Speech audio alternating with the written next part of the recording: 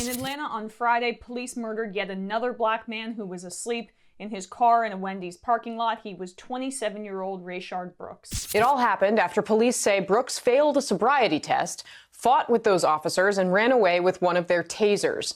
The altercation was recorded from at least 6 different angles, and we do want to warn you, they are disturbing.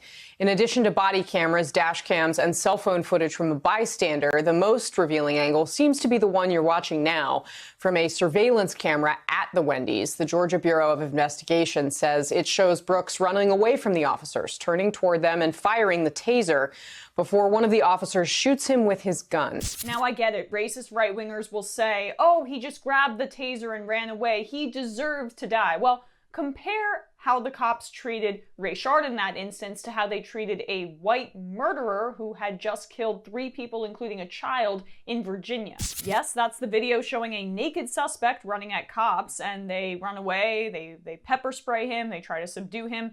He also tries to choke out a church caretaker, and then eventually the cops subdue him. But even after he just murdered 3 people and he's coming at cops, the police don't feel the need to shoot and kill him. Similar, think about how the Boston bomber was treated, the terrorist.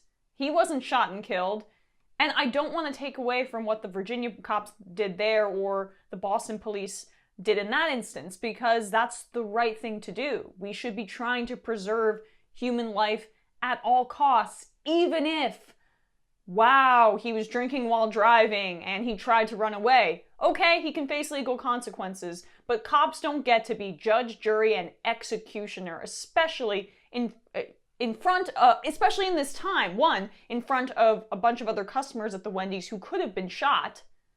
That's another angle to that. But secondly, this just goes to show how desperately we need legislative real reform, because even in this time of mass civil protests and all of this attention on this issue, those cops still shot him in the back and killed him. We need real reform, not just people in the streets, and that's why people should not stop marching. We should not rest until there is real reform, because social pressure is just not enough. More details on what happened in Atlanta, because the officer who shot him was fired and the police chief did resign. An autopsy found that Brooks suffered 2 gunshot wounds to the back and he died of organ injuries and blood loss, the Fulton County medical examiner said on Sunday. The manner of death was listed as a homicide. The fired officer, Garrett Rolfe, sounds like a Nazi youth, sorry, was hired by the department in October 2013, a department spokesperson said.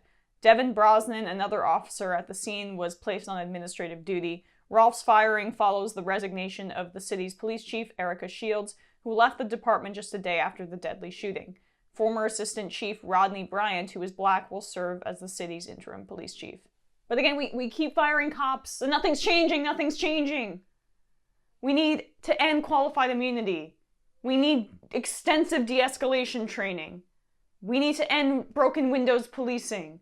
We need specific statutes that apply to cops in the line of duty, so that when they murder people and abuse their power, they can't get away with it. And additionally, on the training, there needs to be some sort of racial bias training there as well.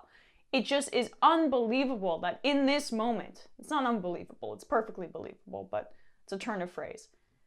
Cops still, with all this social pressure, with it being on the news every single night and everyone talking about it and everyone posting about it on their social media, they're still killing black people. And that shows how entrenched this is. It's not going to go away. We need real reform now.